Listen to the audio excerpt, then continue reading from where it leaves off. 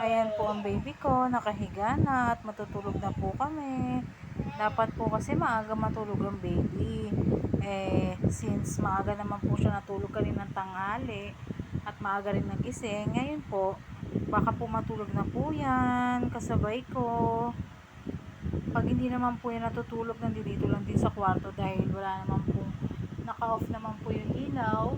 Naglalaro-laro lang siya. Kung ano yung mahawakan niya dyan sa kama, yan po, lalaruin niya.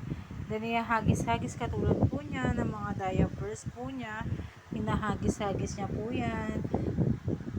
Hindi na po siya masyado, pag madilim po dito sa kwarto, hindi naman na siya katulad dati na naglalakad-lakad pa rin sa buong kwarto. Yan po, sa buong kwarto namin. Hindi naman na po.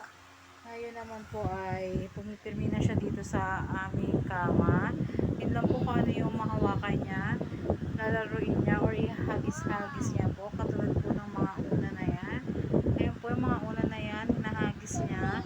Ito rin po, itong kanyang pillow na si Mickey Mouse, hinahagis niya rin po yan. At hindi ko na po alam kung nasa inyo, isa pa niyang una nung binyag niya. Yung free po namin sa souvenir po, nung nagpabinyag ako. Pabinyag po, ayan po. Then, hindi ko pa rin po naibababa yung mga laruan niya. One of these days po, ibababa ko na ulit dito at paglalaruin ko siya dyan. Kanina nga po pala, galing siya sa therapy. Ang sabi po ng therapist niya ay sa mama ko ay umiyak daw po siya nung nasa loob na siya nang hindi alam ang dahilan. Minsan po ganun po siya, naiyak na lang po bigla.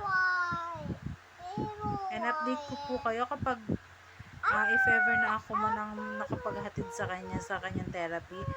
Update ko po kayo sa mga sasabihin ng kanyang teacher or ng kanyang therapist. Ngayon po, napakarami pa rin po niya bungang araw dahil wala po